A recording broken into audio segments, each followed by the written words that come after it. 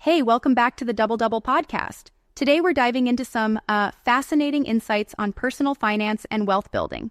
Yeah, this is going to be great. What's the big topic today? Well, we've got Nisha's 6-step routine for mastering personal finance and some surprising findings from a study on millionaires' career paths. Oh, that sounds intriguing. So, Yeah. where do we start? Let's begin with Nisha's first step, calculating your financial baseline. Right, that's figuring out all your essential expenses like rent, bills, groceries. Exactly. It's like Mhm. knowing the foundation of your financial house before building anything on top. Makes sense. You can't fix what you don't measure. Precisely.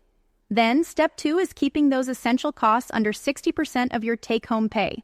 Easier said than done, especially in big cities. True, but it's about finding balance. Yeah, Maybe cutting back on some non-essentials or finding ways to increase income. that could work. So, what's step 3?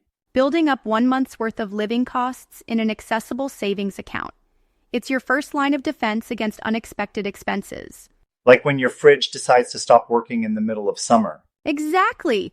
It's like having a financial first aid kit. Right. You hope you don't need it, but it's there just in case. Got it. Then comes tackling high interest debt over 7%, right? Yep, debts with high interest can be like holes in your pocket. You want to plug those as soon as possible.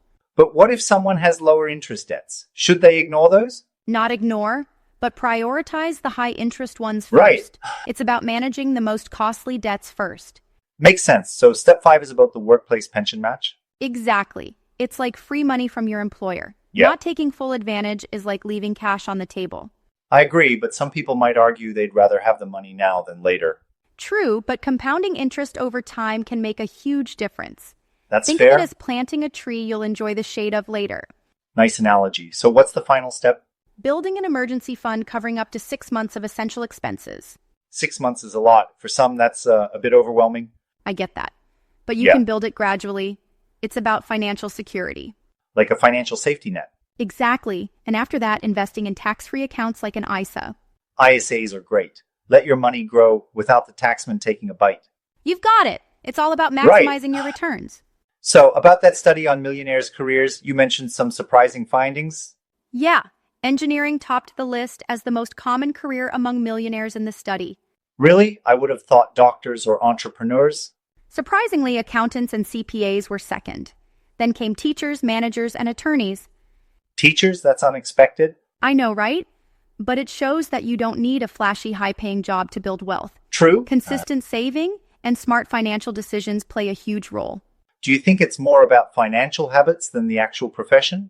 Absolutely. Yeah. It's like the tortoise and the hare. You don't have to be the fastest. You just need to keep moving forward steadily.